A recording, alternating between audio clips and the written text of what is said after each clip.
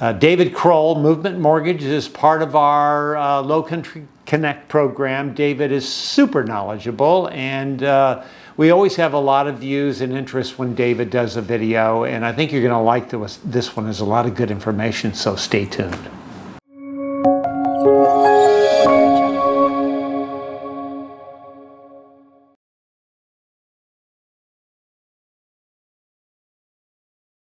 I'm here with David Crowell, Movement Mortgage. David is part of our team down here in the Lowcountry, what we call Lowcountry Connect. And we have various professionals that we consider the best in the business, and David Crowell is certainly that. And David said he wanted to talk a little bit about the new law in real estate. The National Association of Realtors had a settlement. Buyer's agency, buyer's broker. It's a new law. You're going to hear about it on TV, but you'll be confused by watching that. So, David, let's hear what you have to say about that. This is a huge. What's the best way to describe it? It's profoundly important for how the real estate industry operates, and it's going to affect your next real estate transaction. It's also much ado about nothing. So how can something be profoundly important and be much ado about nothing at the same time? That's the conundrum, that's the quandary that everybody in the real estate industry is going to be in for approximately the next 12 months until the digestive system operates properly. I think it actually is going to end up to be the same thing, only a different way to do it. Exactly. Right? So. Yeah. And basically, I'm going to do a sort of 5,000 foot elevation view. Here's the problem. There's for years and years and years, there's been a buzz about the cost of real estate transactions. The commission is roughly 6%. And the law says that the 6% is supposed to be on the listing agreement. The listing agent then gives the selling agent 3 of the 6%, and somehow behind closed doors they work it out.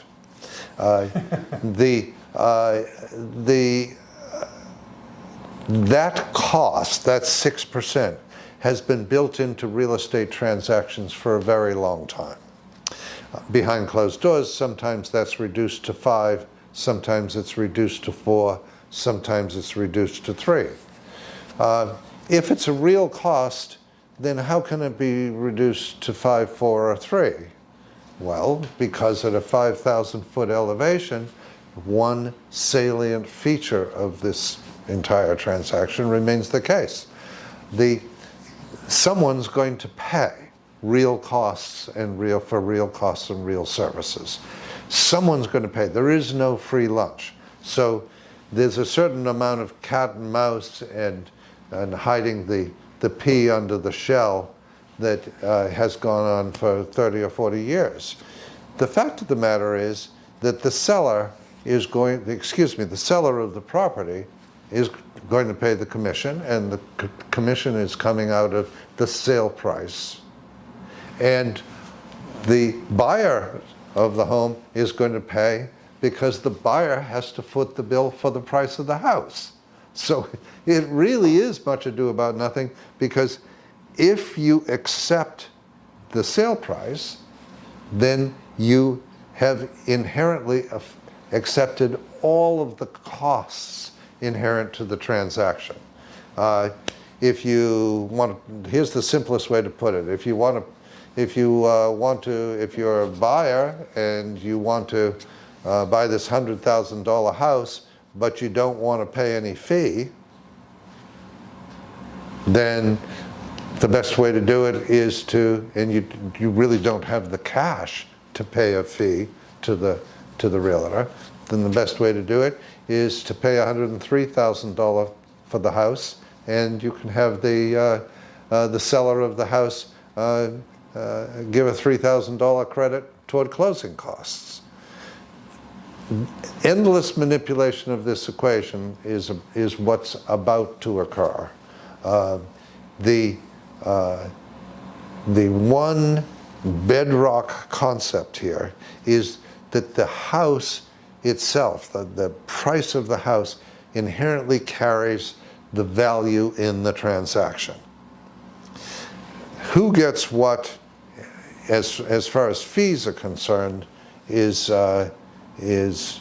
not generic to the transaction. Right. It's confusing to the public. I mean, before August 17th, it's confusing. Yes. I've written a contract, many contracts, and the buyer will call me up at home at night. Do I have to pay commission on it? When clearly they signed documents that stated who pays what and everything else. So it's just confusing, that's all. It's confusing. It represents no change. If in the future commissions were truly being cut in half, or if in the future commissions were optional, then clearly what you get as a buyer or a seller in the transaction, the services that you get, would also change.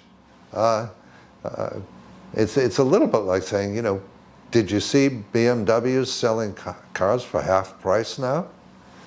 Yeah, right. Fantastic. Yeah. Do I still get the same car? Oh, no. They don't have an engine now. But you still get a car for half. That's where it gets highly detailed. What are you getting or not getting that you were getting before? On CNN, when you hear the news snippets starting 2 weeks from now, right, you're not going to get all that detail. But basically, I think as a selling agent, there's about a list of about 140 things that you get. Yeah, right, exactly. You know, from your selling agent. So prior to all of the big change here, someone buys a $500,000 house down here, and they go to the closing, and they have the closing statement, and you're financing the home, and let's just say a commission's being paid. It's on the closing statement. Where is that money coming from? The money is coming from the seller's pocket. Yes, it is. And the guy buying the house is paying him for his house. That's correct. Right. That's So, correct. So, like you say, it's been a lot of confusion. The P under the walnut type of shell game. Shell That's game, it. yeah. So I think the shell games are going to pretty much end with transparency. Wouldn't you say? Oh, it's completely going to end. Yeah. But which is all good. Which is all good. But the services by competent realtors, the services being provided are not changing. The transparency with which those services are paid will change, but the services being provided will remain the same. Right. So really nothing's changed. Really nothing's changed. Just a spin on it that got everybody confused. Yes. Because recent lawsuits in the past 40, 50 years has been who represents who, confusion, lawsuits, all of that. So this is going to put an end to a lot of that. It's going to put an end to a lot of that. Who represents who, whose best interests are being served by each of the parties to the transaction. We have layers of law. It's a matter of having of dealing with upright people to begin with. This is a pet peeve of mine. You're paying in a real estate transaction, let's say John is helping you to find the house. You're paying John on the buyer's side. You're paying Carolyn Welch, perhaps, who's also in this office, because she listed the property. You have a fellow named Chuck Wiseman, who we've suggested to you as an attorney. You're paying him. You're certainly paying me for the money. And we are all supposed to be representing you in the same transaction with the same degree of honesty and probity and good advice. Right. And there's layers of laws requiring me, each and every one of us, to do that. Right, right. What the heck? So, I think really this is just a loud call within the community for people to step up and do the honorable job that they've always supposed to have been doing in the first place. The good ones, yeah.